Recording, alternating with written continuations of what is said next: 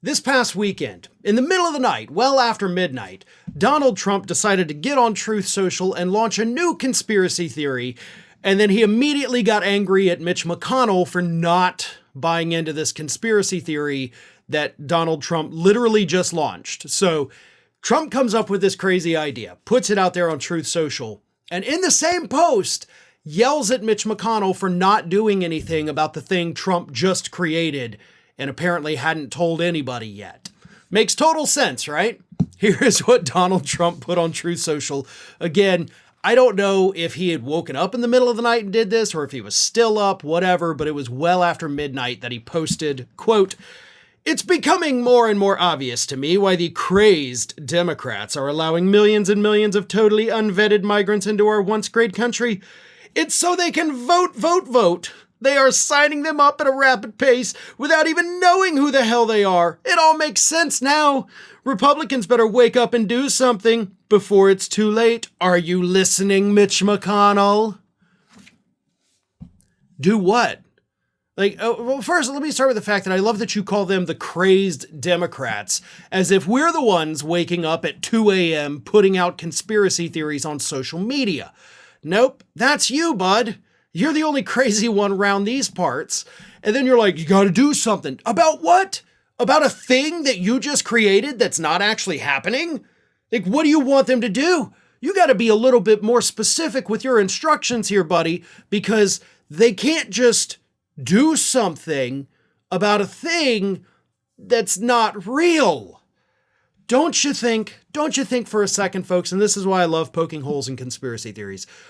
If millions of voters were being registered by Democrats, millions of voters who are in fact illegal, don't you think some state would notice, like a Secretary of State somewhere, Texas, Arizona, Nevada would be like, hey, whoa, wait, why do we suddenly have 5 million new people on the voting rolls and they type in their name here? They're not actually a resident. So yeah, this is illegal.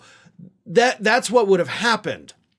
We would have seen the spike in voter registration, and such a spike would have raised the red flags for any Secretary of State, even in a deep blue state.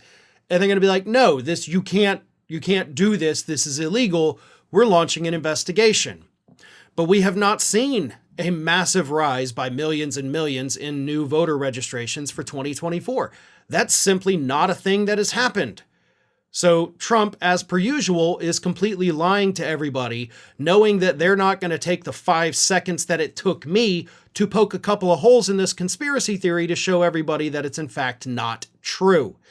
Because that's what Trump's base does.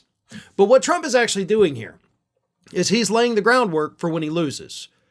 If he loses any primary, it was rigged. They had the illegals voting. My opponents cheated. If he makes it to the general, loses there, it's because they had millions and millions of illegal immigrants voting in the election. So I actually won. They cheated.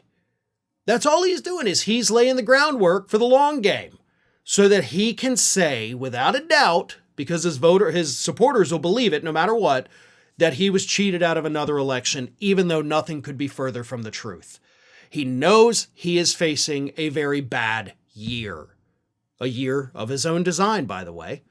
So he's doing everything he can to, I think, not just convince the voters, but convince himself that when all these bad things happen to him, it's because of outside forces beyond his control, and nobody, not even Mitch McConnell, came to his rescue.